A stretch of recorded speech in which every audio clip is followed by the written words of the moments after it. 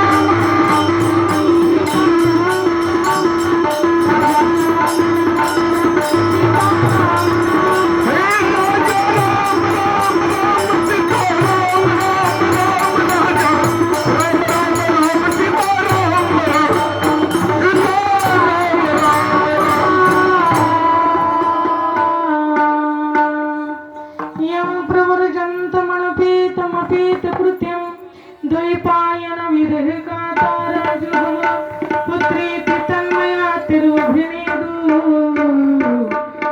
सर्वभूत हृदय मुनि मानतोस्मि राधा मेरी स्वामिनी मयि राधेचे कुलास जन्म जन्म मोहि दिजिया प्रभु तुम्ही चरणन की वास पिंड पदावरी दिला पुलिये करी पिंड पदावरी दिला पुलिये करी माझे झाले गया वर्जना फिटले पितरांचे ऋण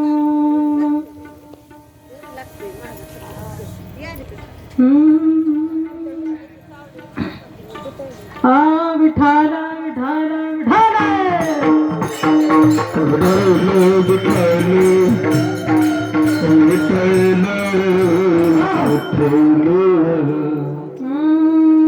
पिंड पदावरी दिला पुले करी माझे झाले गयावर जाण पिटले पितरांचे ऋण. प्रस्तुत कीर्तन रूपी शिवीकरिता निवडलेला अभंग जगमान्य संत मान्य ईश्वर मान्य जगतांचे गुरु चराचरांचे गुरु स्वराज्य निर्भीत छत्रपती शिवाजी महाराजांचे गुरु ज्यांनी कधी केला नाही परमार्थाचा आळस तेच वंदने जगद्गुरु खूप बऱ्या झाले. वारकरी संप्रदायाचे कलश कलशस्थानी शोभणारे जगतवंदने पूजने जगद्गुरु खूप बऱ्या यांचा या ठिकाणी चार चरणाचा सेवेकरिता निवडलेला अभंग आहे. पिंड पदावरी दिला पुलिये करी माझे झाले गयावर जण फिटले पितरांचे ऋण. आजचं जे कीर्तन आहे ते या ठिकाणी कीर्तनाचं निमित्त वर्ष श्राद्धानिमित्त अशा पद्धतीचं हे कीर्तन आहे. या ठिकाणी वैकुंठवासी कैलासवासी आदरणीय या ठिकाणी डिगा बाप्पू संटक्के आपल्यातून निघून गेले. बघता बघता 1 वर्ष निघून गेलं. हा आणि आज वर्ष श्राद्धाचा दिवस म्हणजे आज त्यांचा मुक्त दिन आहे. म्हणजे आजचा दिवस असताना हा कसा आहे तर मुक्त दिन आहे. म्हणून या ठिकाणी आज त्यांच्या कारण कसं असतं त्यांच्या ऋणातून मुक्त होण्यासाठी हे वर्ष श्राद्ध करावं लागतं. मातृऋण पितृऋण ऋषी ऋण अशा पद्धतीचं 3 ऋण असतं. त्या 3 ऋणातून मुक्त होण्यासाठी आपण मुक्त कधीच होऊ शकत नाही परंतु छोटासा प्रयत्न आहे. कारण का आई वडिलांचे उपकारच एवढे असतात की त्या ठिकाणी महाराज सांगतात त्या ऋणातून कितीही तुम्ही काही करा देह जरी वळवून टाकला तरी मुक्त होऊ शकणार नाही. एवढे उपकार आईच्या आणि वडिलांचे असतात. विठाला विठाला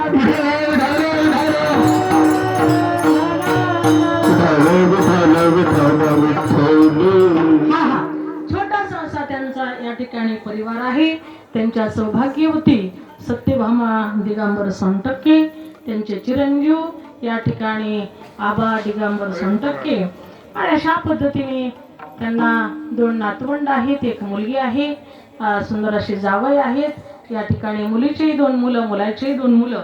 त्यांचा आपला सर्वच 100% परिवार या ठिकाणी खरोखर सर्वात मिळून मिसळून राहणारी व्यक्ती डिगाबापू 100%.